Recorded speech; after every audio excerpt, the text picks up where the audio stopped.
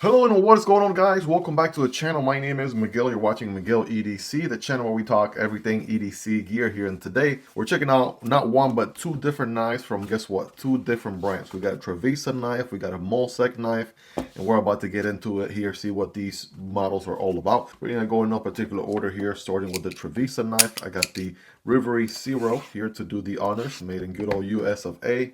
Link down below if you guys want to check it out. Very fidgety, milled aluminum build, utility blade.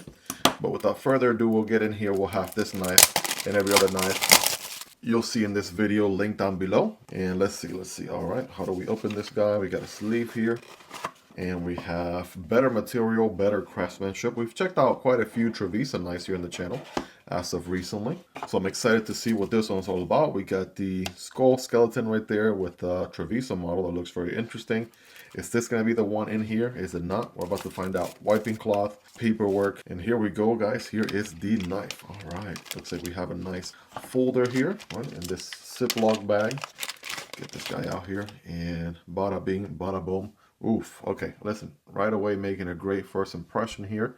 Looking very, very elegant. We got stainless steel liners here, sandwich construction with a G10 backspacer, it looks like, and obviously G10 scales. Yeah, we got some pull here. We got also a steel pocket clip, which is reversible, and also deep carry. Right, they're absolutely doing it right. And I'm also noticing, right, a little bit of something here, right? Very similar to Kaiser's clutch lock. They have additional holes here on the inside on the liner so you can adjust the tension on your crossbar lock, right? That's exactly what we have rocking on this guy. Got a few oils and things like that. So let me just clean this guy up really quick. Get it looking its best for you all so you can enjoy this 4K definition here on my iPhone 16 Pro Max. Somebody called me out, said I was trying to flex the other day. I'm like, I'm not really trying to flex, right? The 17 Pro Max already came out. I'm just trying to give you guys the best quality possible. So enjoy that 4K definition. And without further ado, let's go ahead and get this guy deployed here. If you're ready, I'm ready. A very interesting rectangular hole. I don't think I've seen that before. Typically, I've seen more of a pill-shaped hole like this one here on the 80-20.5.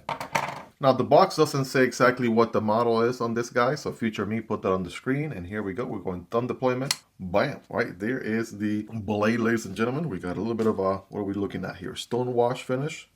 I think so, yeah, absolutely. Stone wash with a flat grind.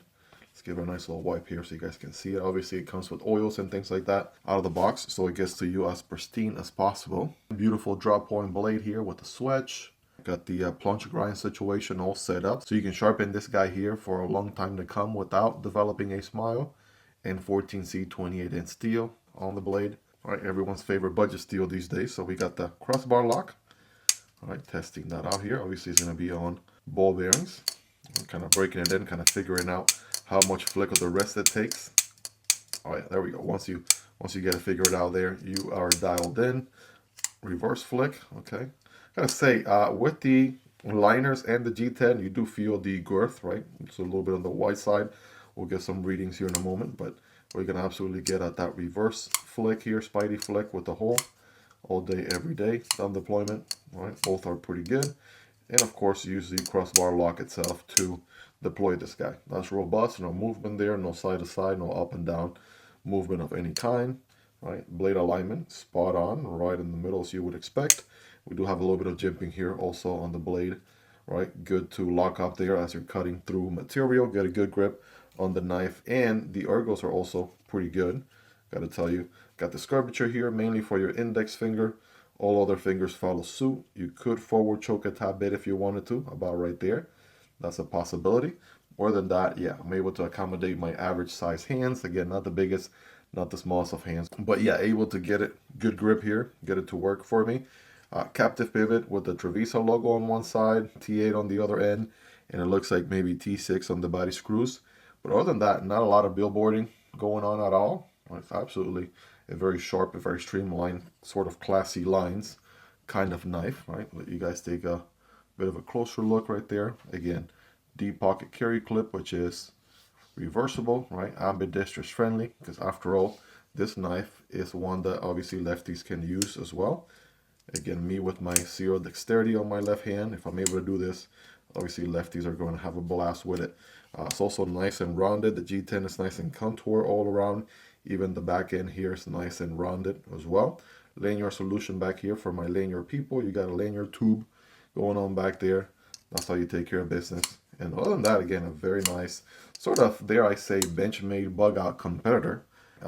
These days we're seeing a lot of competitors here for the Benchmade bug out. Everyone and their mothers is putting out a drop point blade out there, especially with a crossbar log combination. Now that Benchmade lost their patent, or their patent expired, that's what I meant to say, for their axis lock. So everyone and their mothers, knife brands and manufacturers are making crossbar lock knives left and right. And you know, it's a very nice and easy to manipulate knife. It is also finger safe, or you can have your fingers out of the blade path on the open and close as such. So yeah, very nice little knife here from Trivisa. Let's go ahead and find out what the Molsect is all about. This one, I believe, is a new model. It's called the Shuttle, right? Shuttle. Very interesting name here. So we got a box within a box. There we go. Take a closer look in here, right? Got the nice little green sort of leather pouch going on, right? And then let's see what we got inside. We got some paperwork. We have a, I think this is some paracord. Yeah, that's nice. They give you some complimentary paracord right there. We have another Molsect sticker. We have some wiping cloth. And then here is the knife, ladies and gentlemen. Some silica gel. Bada bing, bada boom, right? That's your unboxing experience. Go ahead and take a look at the Shuttle and see what it's all about. But, oh man, listen, first impressions, I am struck by how lightweight this is. Definitely feels pretty lightweight here, to say the least. I'm absolutely loving that.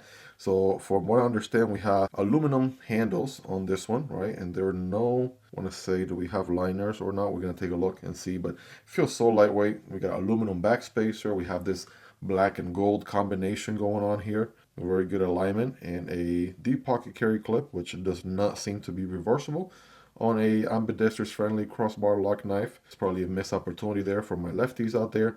Got a lanyard hole, right, going through both sides here. And yeah, again, rocking the nice little color combo, right? All the hardware and everything is gold. Right? This was kind of maybe a little bit closer to an orange gold. But yeah, captive pivot, right? Molsect logo here on the blade. Let's go ahead and deploy this bad boy, see what this blade is all about. Bam! Okay, listen. This one is something a little bit different, something a little out of the ordinary here. We got, what, a clip point blade, buoy blade, right? Fight me in the comments if you disagree. This is an interesting, right, blade, because we have what seems to be almost borderline tanto, but not quite. We got belly here with a bit of a recurve portion. Let's absolutely zoom in so you guys can see what we're working with here, right? A little bit closer. So this is the geometry right here, ladies and gentlemen. We have a flat grind, right? All blacked out blade.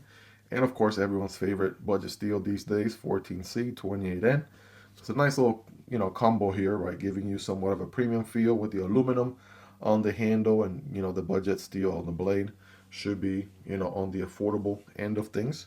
Checking out the action here. Oh man, that is smooth. Look at this. Like, I'm not even having to, like, I don't even have to flick my wrist all that much. Like, it just returns so smoothly. So those ball bearings are absolutely, yeah, these are absolutely dialed. Like, very nice and smooth operation there, to say the least. Thumb studs. Oh yeah, thumb stud deploy all day. Reverse flick with the nail, which is my favorite. Absolutely can do that all day. All right, so all deployment options here are money. Money! Right, 1000%. Loving that, digging that. Bam, boom. Oh yeah, absolutely, ladies and gentlemen. And also, the handle being all nice and curved, that feels really good on the hand. So as you're holding onto a knife like this, it actually feels very comfortable on the hand. Backspacer obviously feels, make sure there's no gap there, so it feels really, really comfortable. Hammer grip here with my average size hands, right? I got good purchase real estate here, and I can forward choke if I wanted to. We have a little bit of a finger choil situation going on here. Love to see that, and also some jimping on the blade. So position right here feels really, really good. Or we could even put the thumb on here like that, and that actually feels really good as well. So that's good, right? All different grips here, all different positions feel nice. And I'll tell you, man, that this is a very interesting knife through and through, and it feels super, super comfortable. I do feel the pocket clip a little bit. It has a little bit of, it's a little bit on the longer side. Maybe something a tad bit shorter would have been nicer. Again, just nitpicking at this point. But that feels like a good, I'm going to give it a good solid 9 out of 10 right there. Yep, that feels good. So ergos are nice. The action, right, is where it takes the cake. So smooth. You know, there are different crossbar locks, right? Something like this one is tuned for a stronger flick of the wrist, so it wouldn't necessarily, you know, it has a nice little drop here, right? But some require a little bit more force on the open. This one is tuned so that, you know, you don't really need all that much flick of the wrist to open and close, because the ball bearings are so nice and efficient at what they do. So yeah, needless to say, these are going to be very fidgety, no doubt about it, especially if you already love a good old crossbar lock. This one is absolutely going to check that box. The nice aluminum scales here feel pretty good. So I had a feeling we had liners here from the beginning, and I'm not sure if you can see it, but there it is, right? It's easier to see here, the line for the liner on this side. Same thing now on the other side, you can see the line. The liners are all blacked out too, so almost fooled me there for a second, but I did realize there's a little bit of pull here, right, from those liners that you don't get obviously from the outside, being, you know, aluminum and all. So yeah, they still managed to put some steel liners on there, and I don't know how they still managed to make it so lightweight. You could have told me those weren't steel liners and I would have believed you. The other thing I'm seeing here too, probably see it better from this end or just the way I had it. You can see 4 dots for the adjustment on the Omega spring. Same thing on the other side, right? We can see them there, very similar to Kaiser's clutch lock, right? We can adjust the tension on the Omega springs for the crossbar lock. So that's nice to see that more and more brands are doing that as a standard on their crossbar lock knives. So yeah, very lightweight, very awesome action. And both of these are absolute bangers here if you're looking for your next crossbar lock. So there's a Trivisa knife. Here is the Shuttle from Molsect knives. Again, all these linked down below if you guys want to check out prices, availability, and variants. We got the MSI here for size reference. We got the Stitch, both from Microtech. Those are going to be obviously larger and extra large knives, but you can at least get a ballpark idea. Keeping it in America here, we got the PM2 and we got the Para 3. So Para 3 is a little bit shorter than both of these. PM2 is a little bit longer. So somewhere in a happy medium between those two. And last but not least, we got the Demko AD 20.5 right there. We got the Kunwu Chad. You guys take a look there. You be the judge. Again, links for all these knives in the description and pinned comments if you guys want to check them out. And I do have content on all these knives here on YouTube. If you guys want to check out the videos, just put the knife name Miguel EDC on the YouTube search box and you'll find those videos right away. But without further ado, let's go ahead and get scientific with it here, if you know what I mean. I got some paper and I got some cardboard, right? Starting here with the Trivisa knife. Again, 14C, 28N steel on this one. I got some textbook paper. And here we go. Oh yeah. Absolutely going through that paper there. Very nice, very smooth on the cut, right? Pretty crispy, factory edge right there. And then as far as cardboard, we do have a thicker wall piece of cardboard, so that's going to be a little bit more of a challenge for most knives. So cutting diagonally here for better performance. Again, this one has a flat grind, so it's going to look something like this. I'm going to forward choke a little bit here, thumb on the jimping, and bam, boom, okay. Yeah, absolutely slicing like a champ. And one last one here for scientific purposes. Absolutely a slicer through and through, no doubt about it. Switching over to the Molsect Shuttle here. All right, I'm going to do the same thing. Paper. Oh, yeah. And one of the benefits of the recurve portion is that it's going to trap material. And yeah, this one's going to be an absolute slicer. Also pretty thin blade as well. Almost a full flat grind. So, bam, boom.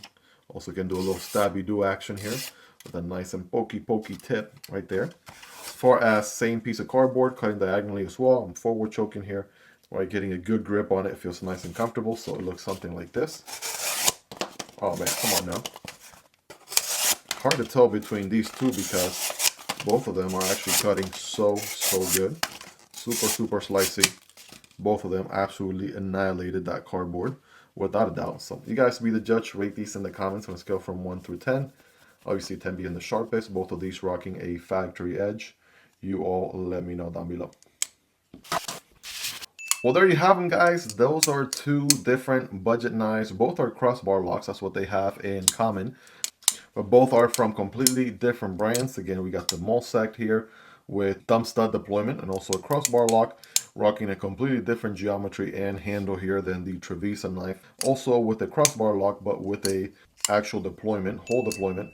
instead, right? Thumb deployment, reverse flick, both are pretty good. Let me know in the comments, are you more of a hole deployment type of guy? Do you like holes or thumb studs more? Definitely let me know in the comments down below. Again, all these knives are linked in the description and pinned comments if you guys want to check them out. It does help out the channel when you use those links, but that's entirely up to you and at zero extra cost. Of course, truly appreciate it if you do. But most importantly, I want to hear from you guys, your feedback on these two. What do you like about them? What do you love about them? Is there anything you dislike about them? Let me know. Let's hang out in the comment section down below. Hope you guys really enjoyed this one. If you made it to the end, you're the real MVP. Hope you guys have a wonderful rest of your day. Take care, and I'll see you on the next one, either this one or this one. Peace.